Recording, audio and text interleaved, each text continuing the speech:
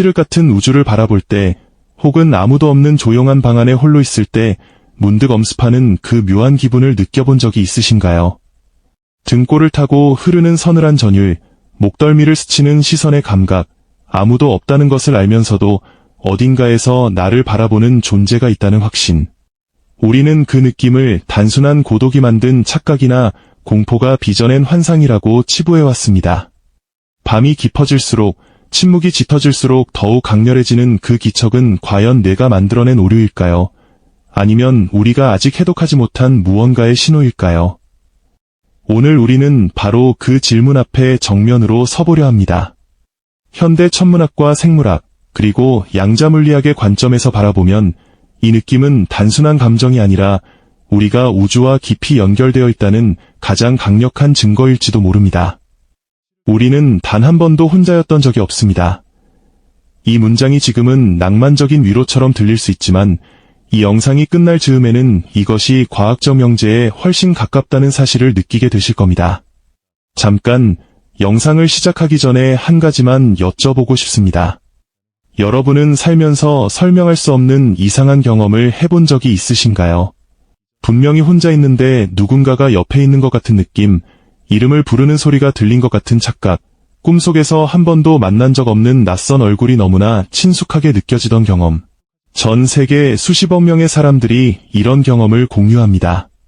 그리고 놀랍게도 문화권이 다르고 언어가 달라도 그 경험의 묘사는 놀라울 만큼 일치합니다. 이것은 우리가 모두 같은 신경학적 오류를 공유하고 있다는 의미일 수도 있지만 동시에 우리가 모두 같은 무언가를 감지하고 있다는 의미일 수도 있습니다.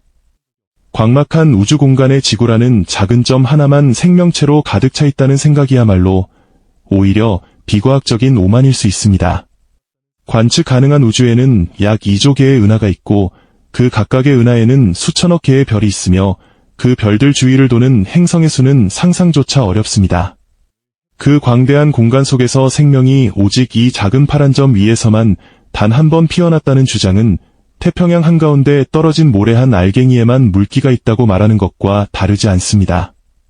오늘 우리는 우리의 본능이 직관적으로 감지해온 타자의 존재에 대한 과학적 실체와 우주가 숨겨온 소름 돋는 연결고리를 함께 파헤쳐 보겠습니다.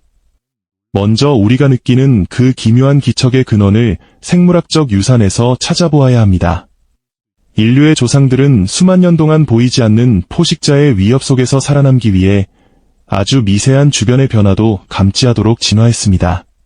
바람에 흔들리는 풀잎 하나, 어둠 속에서 들려오는 미세한 발소리, 피부를 스치는 낯선 체온의 변화까지.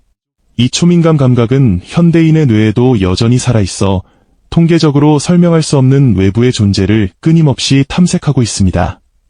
신경과학자들은 이것을 에이전트 탐지 장치라고 부릅니다. 우리의 뇌는 움직임이나 패턴을 감지할 때 그것이 바람 때문인지 생명체 때문인지 모를 때는 무조건 생명체가 있다고 가정하도록 설계되어 있습니다. 틀렸을 때의 비용보다 맞았을 때의 생존 가치가 압도적으로 크기 때문입니다. 이 장치가 오작동하면 아무도 없는 방에서 누군가를 느끼게 되고 달빛에 드리운 그림자를 인물로 착각하게 됩니다. 하지만 흥미로운 것은 이 에이전트 탐지 장치가 단순히 오작동만 하는 것이 아니라는 점입니다. 실제로 이 감각 덕분에 수만 번의 위기에서 살아남은 인류의 선조들이 지금의 우리를 만들었습니다. 즉, 이 장치는 생존에 있어서 압도적으로 유리한 도구였고 진화는 그것을 철저하게 보존했습니다. 자, 여기서 우리는 한 가지 중요한 질문을 던져야 합니다. 이 본능이 가리키는 대상이 정말 단지 지구상의 포식자뿐일까요? 진화는 필요한 것을 만들고 경험한 것을 기억합니다. 만약 우리의 먼 조상들이 지구 바깥에서 온 무언가와 오랜 시간 공존해왔다면 그 감각의 흔적이 우리 뇌 깊숙한 곳에 새겨지지 않았을 거라고 단언할 수 있을까요? 이것은 과학의 영역을 벗어난 상상처럼 들릴 수 있지만 최근 과학계에서는 이 생각이 점점 더 진지하게 논의되고 있습니다. 바로 판스페르미아 가설이 그 중심에 있습니다. 판스페르미아는 생명의 씨앗이 우주 공간을 떠돌다가 적합한 행성에 착지하여 생명을 시작시킨다는 이론입니다. 이것은 더 이상 변두리 가설이 아닙니다. 2019년 일본 우주항공연 구개발기구 JXA는 소행성 류구에서 채취한 샘플에서 아미노산과 유기화합물을 발견했습니다. 2022년에 발표된 분석 결과에서는 생명의 기본 구성 단위인 우라실과 니아신이 포함되어 있었으며, 이는 생명의 원료가 우주 어디에나 흩뿌려져 있다는 강력한 증거이 되었습니다. 여기서 더 나아가 2023년 나사의 제임스 웹 우주망원경은 지구로부터 약 120광년 떨어진 외계 행성 K2-18b의 대기에서 디메틸 황화물이라는 물질의 흔적을 감지했습니다. 이 물질은 지구에서 오직 생명체에 의해서만 생성되는 것으로 알려진 분자입니다. 아직 확정된 것은 아니지만 천문학자들은 이것이 예계 생명체 탐사 역사상 가장 강력한 간접 증거 중 하나라고 조심스럽게 평가하고 있습니다. 우리 몸을 구성하는 탄소와 질소, 인산 같은 원소들은 수십억 년 전 머나먼 별의 죽음과 함께 우주로 뿌려진 조각들입니다. 초신성이 폭발하는 그 장대한 순간에 별의 내부에서 융합되었던 무거운 원소들이 우주 공간으로 흩어지고, 그것이 성간먼지 구름 속에서 뭉쳐 새로운 태양계를 만들고 행성을 만들고 결국 우리가 됩니다. 천문학자 칼 세이건은 말했습니다. 우리는 별의 조각들이라고. 이 말은 시적인 비유가 아니라 문자 그대로의 사실입니다. 당신의 몸속에 있는 철은 태양보다 훨씬 무거운 별이 일생의 마지막에 폭발하며 만들어낸 것입니다. 당신의 손등에서 지금 이 순간 흐르는 혈액 속의 철분 원자 하나하나가 수십억 년 전 어딘가의 밤하늘을 찢으며 장렬하게 산화한 별의 심장에서 탄생했다는 뜻입니다. 우리가 느끼는 막연한 연결감은 사실 우리와 같은 뿌리를 가진 외계 생명체에 대한 무의식적인 반응일지도 모릅니다. 즉, 우리의 세포 하나하나에는 우주 저 너머 어딘가에 있을 형제들과 공유하는 공통의 설계도가 새겨져 있습니다. 같은 별의 폭발에서 흩어진 원소들로 만들어진 존재들이 우주의 서로 다른 구석에서 각자의 생명으로 피어나고 있다면 그 사이에 어떤 공명이 흐르지 않을 거라고 확신할 수 있을까요? 이제 천문학적 숫자들을 직시해 봅시다. 우리 은하, 즉 은하수에만 약 2천억 개에서 4천억 개의 별이 있는 것으로 추정됩니다.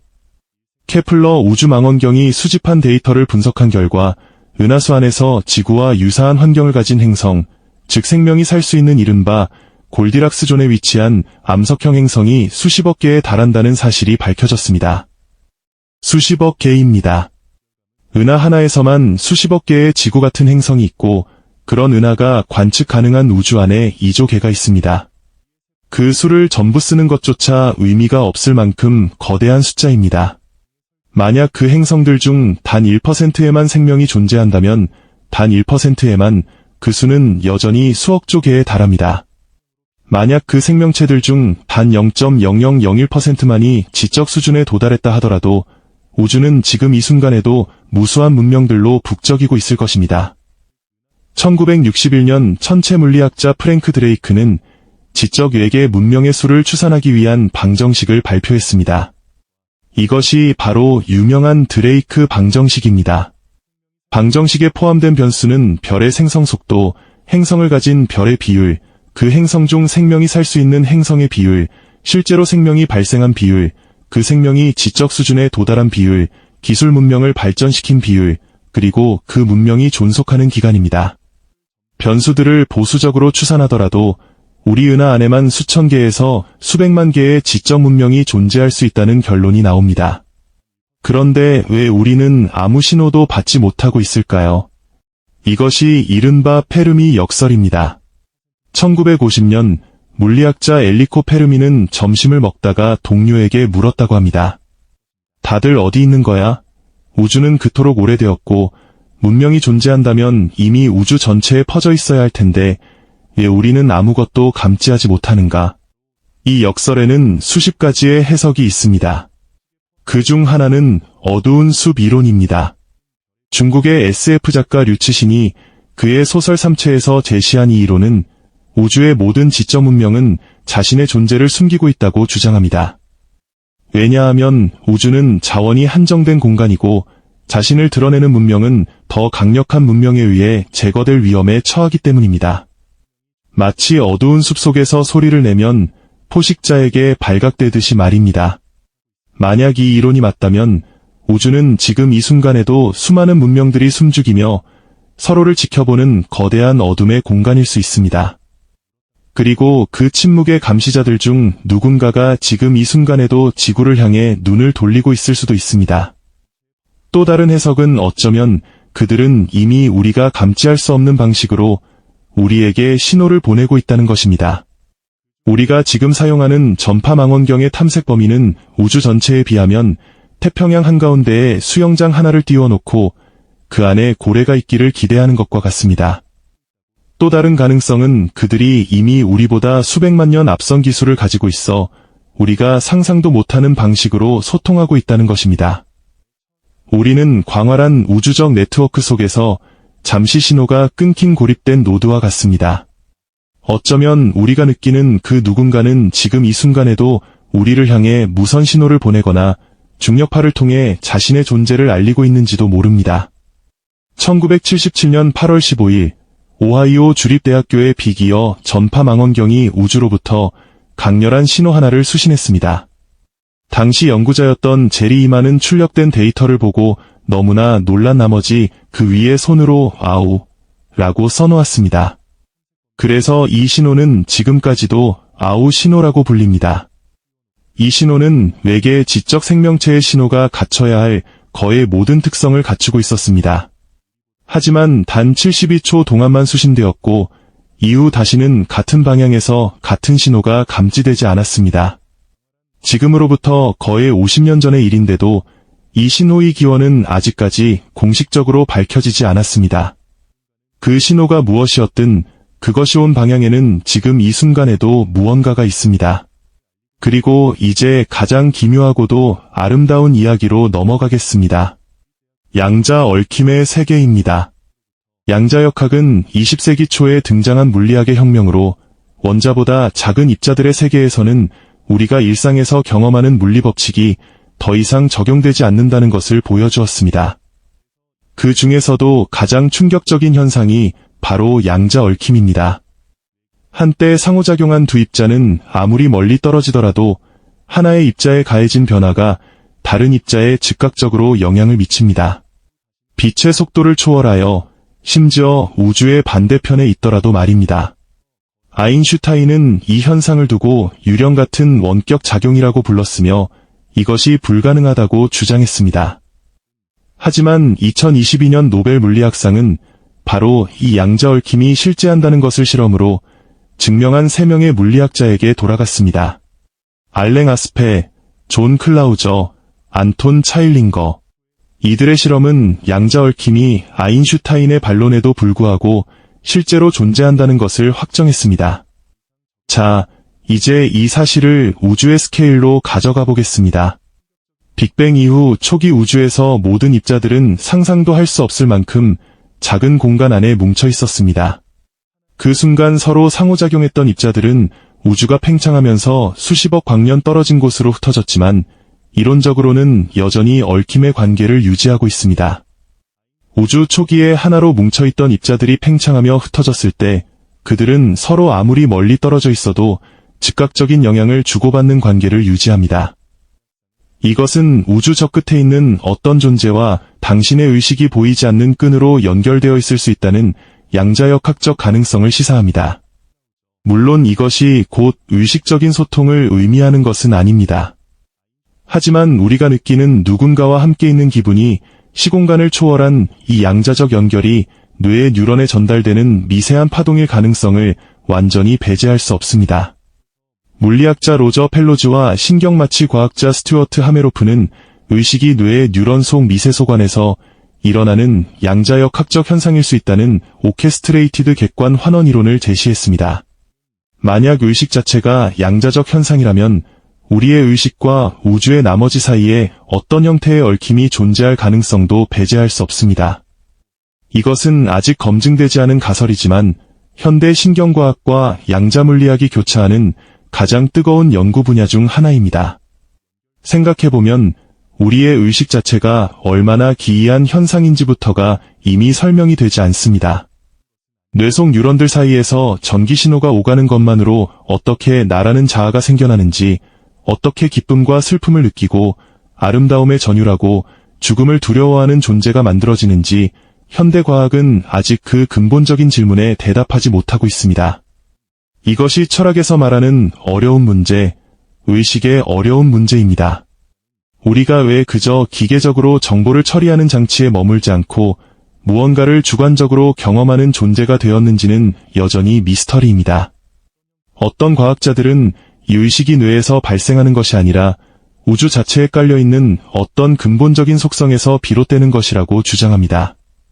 이것이 범심론이라는 철학적 입장인데, 의식이 특정 생물에만 있는 것이 아니라 우주의 모든 것에 어떤 형태로든 존재한다는 생각입니다.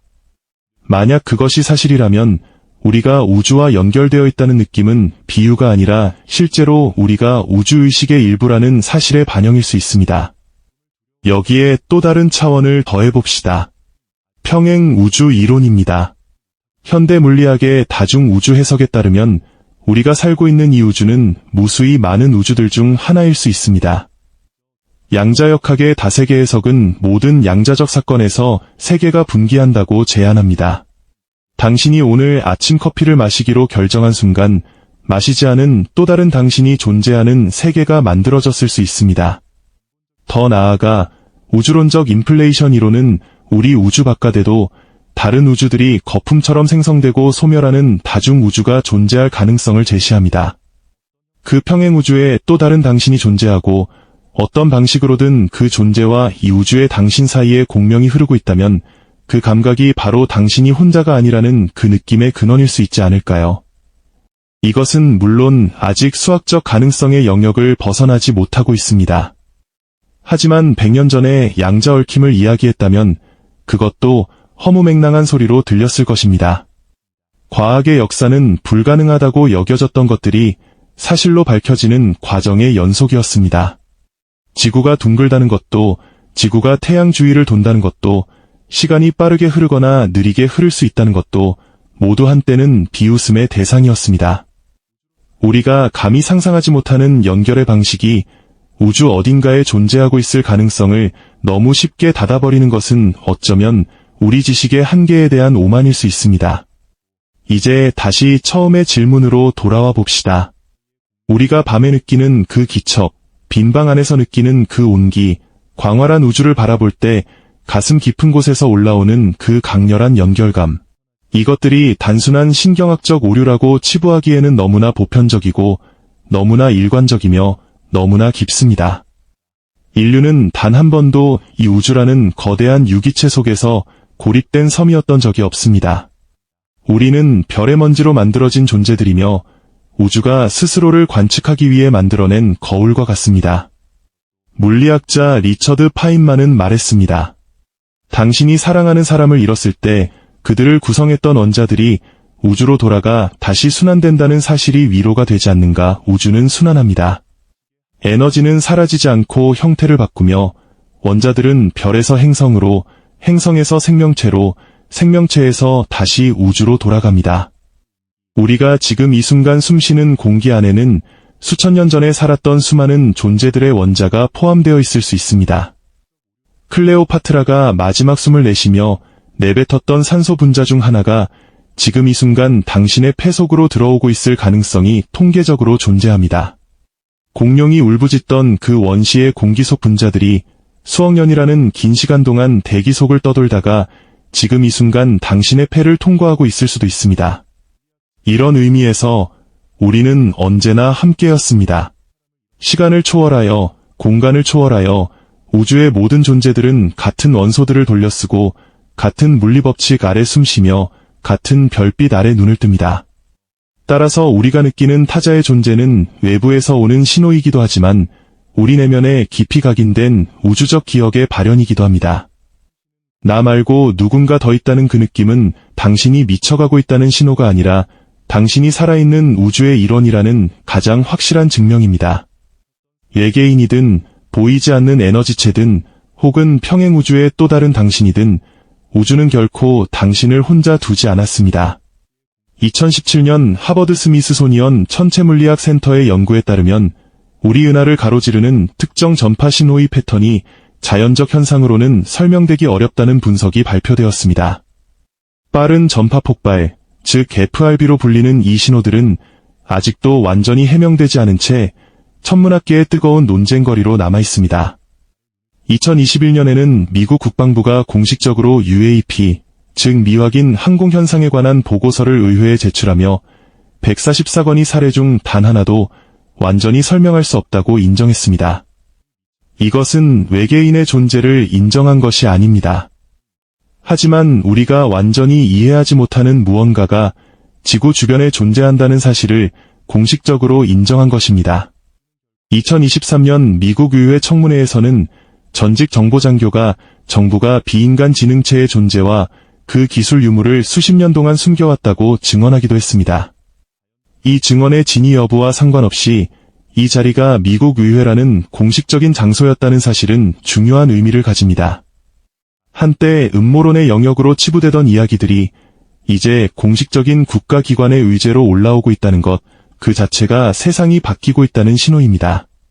진실이 무엇이든 이 모든 것이 가리키는 방향은 하나입니다. 우리가 이 우주에서 유일한 존재가 아닐 가능성이 우리가 그동안 인정했던 것보다 훨씬 크다는 것입니다. 외로움에 사무쳐 밤하늘을 올려다볼 때 기억하십시오. 수천억 개의 태양들이 지금 이 순간에도 누군가의 행성을 따뜻하게 데우고 있다는 사실을, 그 행성들 위에 있을지도 모를 생명체들이 당신과 같은 원소로 만들어져 숨쉬고 있다는 사실을, 그들 중 누군가가 지금 이 순간 밤하늘을 올려다보며 저 멀리 어딘가에 자신과 같은 존재가 있기를 간절히 바라고 있을지도 모른다는 사실을, 어쩌면 그 존재도 우리처럼 두렵고 우리처럼 외롭고 우리처럼 연결되기를 원하고 있을 수 있습니다. 우리는 혼자가 아닙니다. 단 한 번도 그런 적이 없었습니다. 그 기묘한 기척은 우주가 당신에게 보내는 안부 인사이며 우리가 아직 발견하지 못한 수많은 동료가 저 너머에 있다는 희망의 메시지입니다. 원자들의 언어로 적힌 그 메시지는 우리의 가슴 한가운데에서 심장 박동처럼 조용히 울려 퍼지고 있습니다. 과학이 발전할수록 우리는 더 넓은 우주를 보게 되고 더 넓은 우주를 볼수록 우리가 얼마나 깊이 연결되어 있는지를 깨닫게 됩니다. 고독은 환상입니다. 우주는 연결로 이루어져 있습니다. 당신의 몸속을 흐르는 철은 오래전 폭발한 별의 심장에서 왔고 당신의 폐를 채우는 산소는 최초의 바다에서 광합성을 한 식물들이 만들었으며 당신의 눈이 지금 감지하는 빛은 8분 전에 태양을 떠난 광자들입니다. 당신은 우주 전체의 역사가 압축된 존재입니다. 138억 년의 시간이 당신이라는 형태로 꽃피운 것입니다. 빅뱅의 순간부터 시작된 기나긴 여정이 수많은 별의 탄생과 죽음을 거쳐 행성이 식고 바다가 생기고 최초의 세포 하나가 분열하며 시작된 40억 년의 생명 이야기가 결국 지금 이 자리에서 이 영상을 보고 있는 당신이라는 존재로 귀결되었습니다. 당신이 존재한다는 것 자체가 우주 역사상 가장 기적적인 사건 중 하나입니다. 그리고 그런 당신이 느끼는 연결감은 그 어떤 감각보다 진지하게 받아들여져야 마땅합니다. 오늘 밤 당신의 방 안에서 느껴지는 그 알 수 없는 온기가 어쩌면 우주 전체와 연결된 가장 따뜻한 증거일지도 모릅니다. 그리고 그 온기를 느끼는 당신은 이 우주가 스스로를 느끼는 방식입니다. 영상을 마치기 전에 한 가지만 부탁드리겠습니다. 오늘 밤 잠들기 전에 잠깐 창문을 열고 하늘을 바라봐 주십시오. 아무 생각 없이 그냥 올려다보기만 해도 됩니다. 그 순간 당신의 눈에 닿는 별빛은 수십, 수백, 수천 광년을 날아온 것입니다. 별이 아직 존재하는지조차 알 수 없는 먼 시간을 건너온 빛입니다. 그 빛이 하필 오늘 밤, 하필 이 자리에서, 하필 당신의 눈에 닿은 것은 우주가 만들어낸 무수한 우연의 교차점입니다. 그리고 그 교차점에서 당신이 느끼는 그 감각, 나 말고 무언가가 있다는 그 느낌, 그것은 착각이 아닙니다. 그것은 증거입니다. 수십억 년 전 어딘가의 별에서 뿜어져 나온 빛이 광대한 우주를 가로질러 오늘 밤 당신의 눈동자에 닿는 이 순간, 우주는 당신에게 말을 걸고 있는 것인지도 모릅니다. 나는 여기 있었다고, 나는 타올랐다고, 그리고 나는 당신 안에 살아있다고. 우리는 혼자가 아닙니다. 단 한 번도, 단 한순간도